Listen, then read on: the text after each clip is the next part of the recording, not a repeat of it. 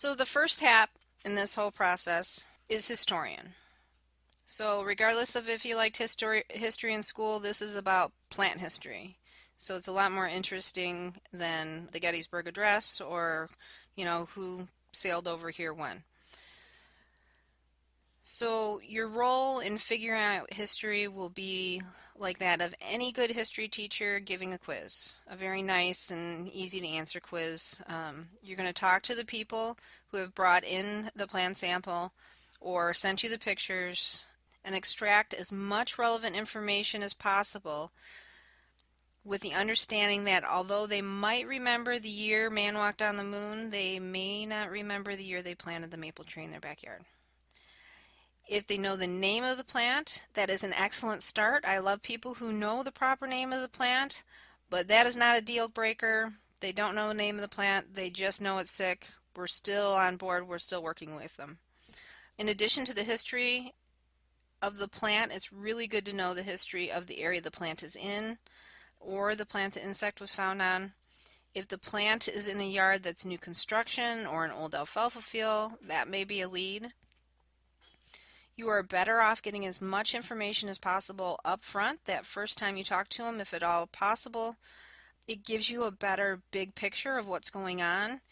When you have a lot of information, it gives you a lot to sift through and consider. And then later you can figure out what of that information is relevant and what is not. But it's best to have as much to sift through as possible. So get what you can. Don't turn this into a PhD dissertation.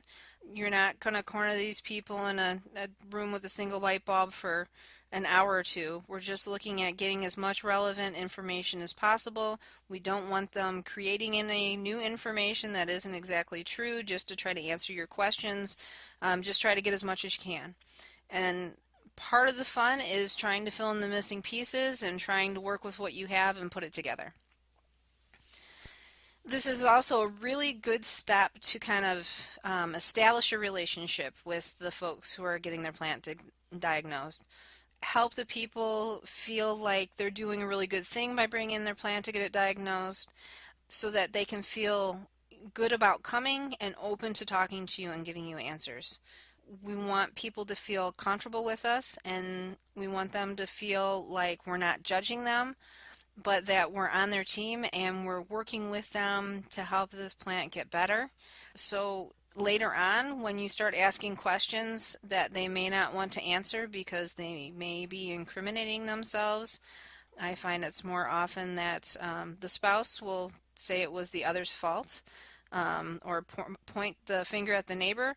But the important thing is, regardless of who they blame, getting the information that you need to help make the diagnosis.